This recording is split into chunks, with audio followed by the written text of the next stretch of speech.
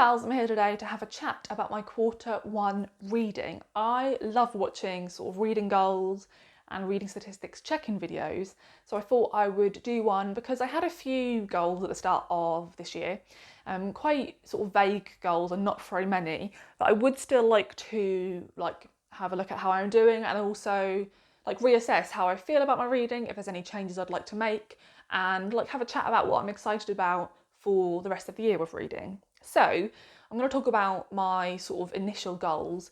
My sort of strictest goals, in the sense they have actual numbers attached to them, but also not very strict because I'm pretty chill about these, are the actual amount of books I want to read. So I put a target of 120 books for this year. I thought 10 books a month, that seems good for me.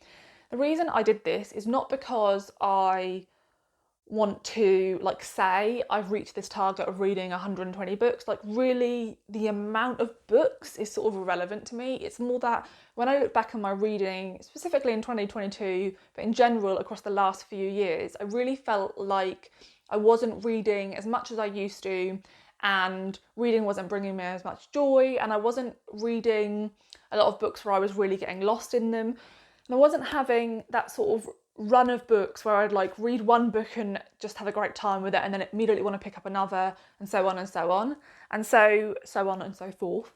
And so I thought that that's something I really wanted to do again in 2023. I wanted to sort of reinvigorate my reading life, and I think the best way for me to do that is to spend more time reading. So the aim of 120 books was more about how much time I spend reading rather than how many books I read as an end result. I hope that makes sense. So I also put a page goal because I really like reading long books. I knew I was going to be rereading, hopefully, a significant portion of The Realm of the Earthlings by Robin Hobb this year. They're all quite long books. And so I didn't just want to focus on how many books I read, but I also wanted to factor in that if I want to read more fantasy this year, which I definitely do, a lot of those books are longer and are 2 or 3 times the length of any other book I could be picking up. So I put a page goal of 50,000.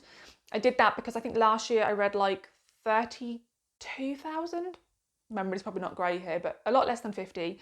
But when I looked back over all my reading years, back in 2015, 2016, I used to regularly read more than 50,000 books.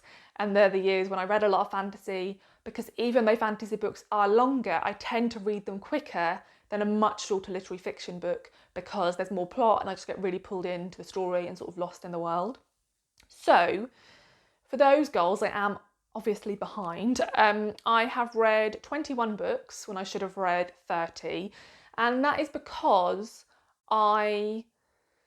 things happened at the first part of the year which I sort of expected to happen, so I'm not really annoyed with myself, so I'll explain that in a second. So like I said, I've read 21 books rather than 30, and because of that I have read 7,292 pages, so again, behind on both of these goals. I should be much further.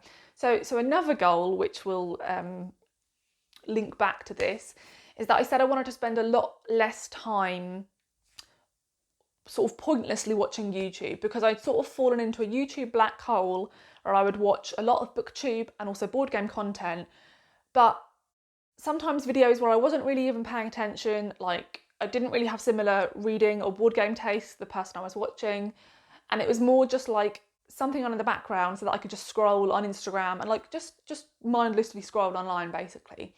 And it started to become a large part of my evenings, and it was taking up the time when I would have otherwise been reading. So I wanted to limit my YouTube watching to the videos I actually wanted to watch and sort of make a habit again of naturally reaching for a book, okay? So I knew that wouldn't be that achievable in January for me because I love all the end of the year, start of the new year content. And so I watched a lot of that in January, from both BookTube and Board Game YouTube, and I don't regret that. So I only read 5 books in January, so that really pulled down those numbers. And then I think there was still quite a few of these videos being uploaded in early February, and so I think I read 7 books in February and then 9 in March. But the sort of second half of March was really indicative of where I want my reading to be. I read a run of books where I read the books in sort of 2 to 3 days, in really big sittings, and I just kept feeling compelled to pick up the next book, and that is really how I remember feeling about reading quite a few years ago before I got so sucked into watching YouTube, and that's where I want to sort of go back to. So I think I've achieved the goal of watching, I definitely have, other than January. I have watched a lot less BookTube and board game content as well, and I've been much more of a focused watcher. So people who upload whose videos I really like to see, or the type of content I really like to see, I watch, but I don't like search out loads of additional people to subscribe to just for the sake of it. And I also don't watch sort of videos in my subscription feed that aren't of a particular interest to me.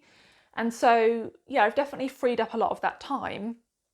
However, I have been playing a lot more board games, in particular in the first sort of 6 weeks of the year. So I think in January we played like 28 different board games. We spent hours during the month playing board games, and that's decreased a little bit recently, but that has definitely affected how much I can read because I have this other hobby that I really love doing as well. And so, yeah, so I think my aim still is 120 books, 50,000 pages, and not to watch too much YouTube. But what I need to bear in mind with that is I also love playing board games, and I don't feel any sense of guilt about that, and it's not a waste of my time, and I, yeah, love it. So, yeah, it'll be interesting at the end of the year to sort of see how many board games I've played, see how many books I've read, and see how they sort of weigh up against one another in terms of the hours I might have spent on them as hobbies. I keep track of the board games I play on an app called ScorePal, so I can see how many hours I've spent playing board games, all the different board games I've played, how many times I might have played one game, all those sorts of things. So that is probably something I'll start doing check-in videos on shortly, but I just need to think that through a little bit more. So yeah, so I feel like I'm doing well on both those goals. It's just that, you know, I have other interests, and I think it's really important to acknowledge that, because I think, you know, when you have a BookTube channel and we're all here to talk about books and how much we love reading, I think sometimes it's really easy to forget that people may have other hobbies, and also they may have other hobbies and interests that, you know, have peaks and troughs throughout their lives, let alone within a month or within a year. And I certainly feel that way. You know, in the last couple of years, I've really got into board game. It is quite a time-consuming hobby, so that sort of means I have less time for reading. The last couple of weeks, Johnny and I have started replaying the original Spyro trilogy, and so I've not read much in the last week because I've been doing that in the evenings. But I like to make time for these, you know, when you have an urge to like, oh, I want to play that board game now, or I want to play that video game, or I want to do this thing. I don't want to stop myself from doing that because I have to be reading. I do want to stop myself from mindlessly watching YouTube videos because at the end of it, I haven't actually enjoyed it, and I wish I'd read. But I don't mind subbing reading for an activity that I won't regret and will just enjoy. So yeah, and I think it's important to acknowledge that, you know, whilst there are a lot of us out here who love to read and maybe that is their sole hobby, sole focus, and other things just don't distract them from that, there are of course many of us who also have other hobbies and interests. Some of us maybe even play sports. Definitely not me. And so yeah, sometimes reading just shifts because we still love it, but there's these other things sort of warring for attention. So there is all of that. I think my only other hobby was about keeping my TBR down. So I think I said at the start of the year, I wanted to keep my TBR, and that is books I have to read on my bookshelves. I wanted to keep that to a maximum of 30 books, and I wanted that to include library books. And I said I was sort of comfortable with that being 50-50. So having a maximum of 15 books I own but haven't read, and then, you know, a maximum of 15 books out from the library. I think I've done pretty well in that regard, in that I think I've only bought 2 or 3 books so far this year, and they were books I wanted to like read pretty immediately or I had on pre-order. And again, I'm going to read really quickly. I think I only have about 6 or 7 unread books at the moment, so I've really got that number down. And yeah, I really don't feel any sense of wanting to like go and buy a lot of books. I really think I've got into the mindset now of, so here's how it works, okay? Some books I'll just pre-order because I've previously enjoyed that author's work. I want to support them. I know I want it in my collection, so that just goes on pre-order. And I think, like I said, I think I've done that twice so far this year, maybe 3 times. Then there's the books that I want to read, but I don't know if I will love, so I check if my library has them. If my library has them, I reserve them. If my library doesn't have them, I ask my library to buy them. Majority of the times they say yes. In fact, I've just asked them to buy like 10 new releases. They've approved every single one. They're very happy. And then fourth and most unlikely, although will definitely happen, my library will not buy it, and that's usually because it isn't published in the UK, it's really expensive or difficult for them to get hold of, and so then that is when I end up actually buying a copy. But none of those two examples, pre-order or buying a book because the library can't get it, that won't result in me bringing a lot of books in at once. These are like, okay, that book's on pre-order, that will come in a couple of weeks, just that book alone, or okay, I want this specific book because I'm interested in this thing right now, and so I'm going to seek that book out and order it. And again, it will just arrive in the post by itself. So I feel really good about that, like just 1 or 2 books coming in a month and the rest of it being library. Have I gone overboard on my library reservations? Yes, I have. I did a library book haul about a week ago, and then I hit my maximum amount of reservations at the library. I didn't realise there was a maximum, but it turns out you can't request more than 25 books at once. Yeah, I think I have about 13 books waiting for me to go collect, and another 15 or something that I'm waiting for. So there will be another very big library book haul coming up, probably towards the end of the month. But I'm okay with that because I can return library books unread, or I can renew them, and there's no real guilt about the fact that I spent money on them and they're sort of, clogging up my shelves and stuff. So I feel really good about that, and I don't feel that keeping the TBR to the level I want to keep it is any challenge. And in fact, in the first couple of months of the year, when I did have the sort of 15 books left over from Christmas, that felt like too many when I have a whole library to choose from. So I feel like I'm super comfortable with just getting that down to like a really, really tiny number and just being someone who predominantly uses the library, really enjoying that. So yeah, that goal is just not difficult for me to reach. So are there any other things I wanted to check in about? Yes, there are a couple of things that I sort of noticed about my reading that I wanted to try and rectify going forward. First one is that my fiction non-fiction split isn't where I'd like it to be. So 76% of the books I've read have been fiction and only 24% have been non-fiction. I love non-fiction, and I've said this for years, and I just need to retrain my brain. I think I've heard other people say this as well. I sort of convince myself that I have to be in a more serious intellectual mindset to pick up a non-fiction book. So if it's a Saturday or a Sunday, I'll be like, it's the weekend, you don't want to read non-fiction now. Or if it's the evening after work, I'll be like, you're tired, it's nearly bedtime, you don't want to read non-fiction now. So that sort of removes any time when I could read non-fiction, right? So yeah, I convince myself I need to be more awake or sort of willing to take on information. And that's quite ridiculous because actually a lot of the non-fiction I read are memoirs. They're not difficult to read at all. Yes, I do read some drier, maybe more academic style non-fiction, but nowhere near as much. I would definitely like to read more. But I think they're really the only ones where I can have this excuse of you don't want to read that when you're tired, or you don't want to read that right before bed. So yeah, I would like my non-fiction to fiction ratio to be at least a third non-fiction, but I genuinely feel like if it wasn't for this stupid voice in my head, I think I'd probably be like a 50-50 non-fiction fiction reader, because yeah, there's so much I want to know about the world, and also I love reading memoirs. So I would like to change that, and it's definitely something at the forefront of my mind going forwards that I am hoping to move. So I don't know if I'll get it to a third by the end of the next quarter, but that is my aim for the year.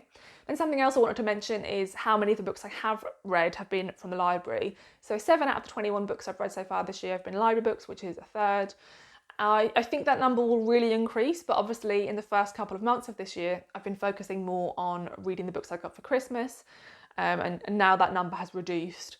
I think by the end of the year, not considering rereads, which will of course be from my shelves, I reckon at least 70% of the books I read will be from the library. I wouldn't be surprised if that was higher.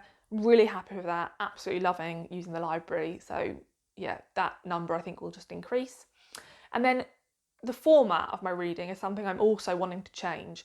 So 86% of the books I've read have been in print form and only 14% has been on audio.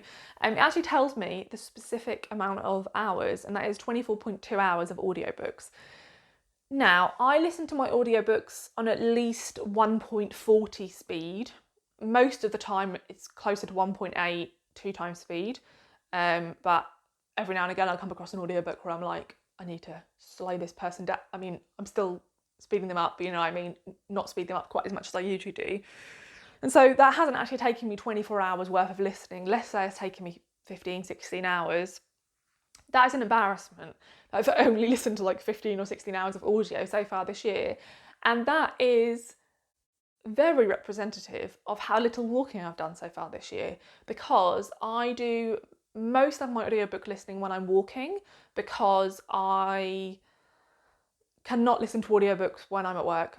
I'm always so jealous when I hear someone say, yeah, I got through this audiobook today at work. I'm like, how on earth? Like, I would not be able to do any work if I was, I'm in a lot of meetings, but even outside of the meetings, I wouldn't be able to listen to an audiobook and also send emails telling somebody, no, you can't do that because this. I just wouldn't be able to focus. But I would love to be able to. So I work from home now, so I do all my audiobook listening when I'm walking out and about. I do drive, but we choose not to have a car, and so I live in a city, so I do walk to and from the city quite a few times a week, and I walk to the shops and back and stuff like that. But sometimes I listen to music instead, and just I haven't really spent a lot of time doing a walk that's longer than like 25 minutes, which is rubbish.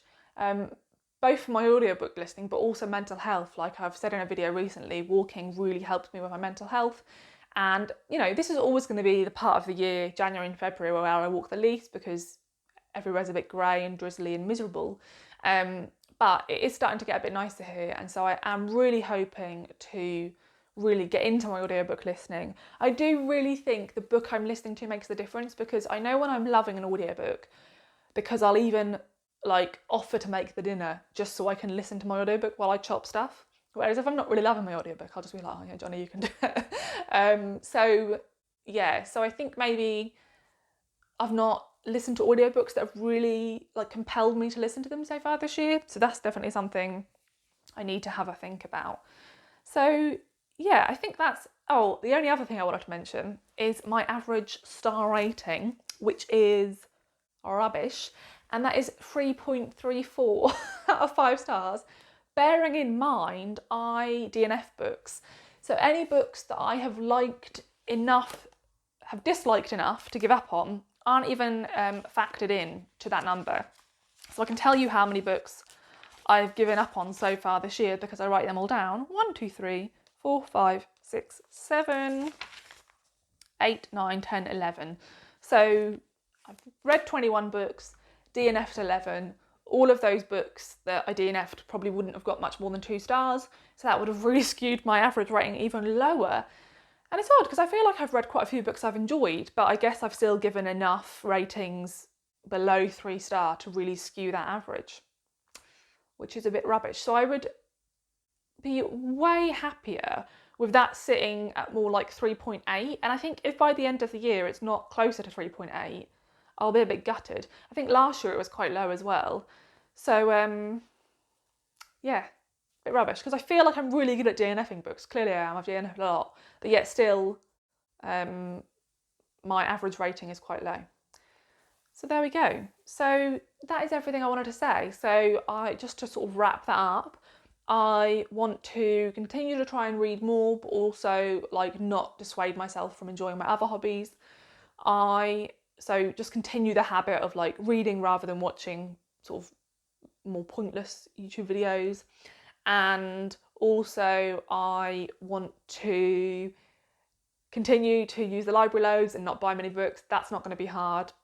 The ones that are something where I need to sort of shift something is, want to try and read more non-fiction, want to try and listen to more audiobooks, and also just try and read more books I really enjoy so that that average rating gets pulled up, because I would like to be able to look back on my reading year and feel filled with joy. So yeah, that is everything I wanted to say. I would love to know, also, one more thing I wanted to say. think I sort of mentioned this recently in a library haul. I was looking through the books I've read so far this year and realised that I'd only read like 1 or 2 British books, which is quite unusual for me. The vast majority of what I've read has been American or Canadian. And yeah, sort of realised I really felt like I wanted to read some British books. I also want to try and read a bit more fantasy. So yeah, there's just a few things I'm aware that I haven't. I think I focus too much on America and Canada, and pretty much every other country is missing out. So definitely want to read a few more British books because I get a real sense, you know, and when I say British books, I tend to focus on more rural stories or more working class stories, and I've not read enough of those this year. And yeah, also would just like to read more books from all around the world. And as always, I always say this, I'm absolutely awful at reading translated books. Haven't read any again so far this year. Would like to try and read a few. So I will try and, do that throughout the year. But yes, there's a few sort of types of books I'm aware I am not reading and I'm missing. So I'm going to try and focus on that as well. So yeah, I would love to know if you have any reading goals, anything that you're achieving or not achieving, and also if you've noticed any patterns in your reading, anything you'd like to change, any types of books you think you're missing out on that you want to try and read more of, all those things. Feel free to give me tips and book recommendations. And yeah, thanks for watching, and I'll see you in the next video. Bye.